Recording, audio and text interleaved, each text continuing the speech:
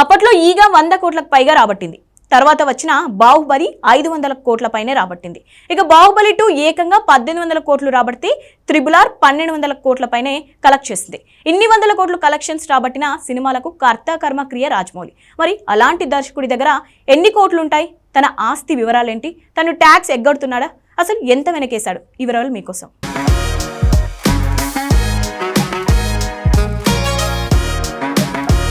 దర్శకధీరుడు రాజమౌళి డైరెక్షన్లోనే ఈగ, బాహుబలి 2 భాగాలు RRR వచ్చాయి. 100 కోట్లు, 500 కోట్లు, 1200 కోట్లు, 1800 కోట్లు ఇవి తన సినిమాల వసూళ్ల రికార్డులు. ఇప్పుడు మహేష్ బాబుతో తీయబోయే సినిమా బడ్జెటే 1500 కోట్లు. మరి ఇంత మార్కెట్, ఇంత స్టామినా ఉన్న రాజమౌళి ఇప్పటి వరకు ఎన్ని వందల కోట్లు సంపాదించాడో తెలుసా? ట్యాక్స్ ఎంత కడుతున్నాడో తెలుసా? ఇవన్నీ లెక్కలు వింటే కళ్ళు బైర్లు కమ్మాలి.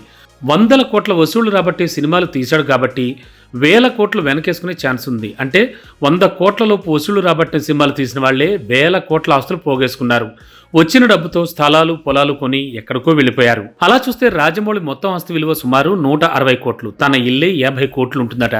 ఇక ఫామ్ హౌస్, పొలాలు, స్థలాలు, బెంగళూరు, ముంబై ప్రాపర్టీస్ ఇలా అన్నీ కలుపుకుని 100 కోట్ల వరకు ఉంటాయి. మిగతా 10 కోట్లు తన లగ్జరీ కార్ల విలువ. అంటే గట్టిగా చెప్పాలంటే బాహుబలి, RRR లాంటి మూవీలతో 1000 కోట్లు, 1800 కోట్లు రాబట్టిన తను మరీ ఏక వసూళ్లంతా అంటే 120 నుంచి 160 కోట్ల లోపే ఆస్తులు పోగేసుకున్నాడంటే షాకింగ్గా ఉంది. తను బాహుబలి టైంలో 30 కోట్లు, RRRకి వచ్చిన రెమ్యునరేషన్లో 40 కోట్లు ట్యాక్స్ కట్టాట. ఎలా చూసుకున్నా రాజమౌళి సినిమా ఫ్యాషన్తో ఫోకస్ అంతా ఫైనల్ అవుట్పుట్ మీద చూపిస్తున్నాడు. కానీ పూర్తిగా డబ్బులు, ఆస్తులు పోగేసుకునే బాపత కాదని తేలిపోతోంది. అలా అని డబ్బేం వదులుకోవట్లేదు. కానీ తన స్థానంలో ఎవరున్నా కనీసం 1000 లేదంటే 2000 కోట్ల ఆస్తులు పోగేసుకునే ఛాన్స్ ఉంది.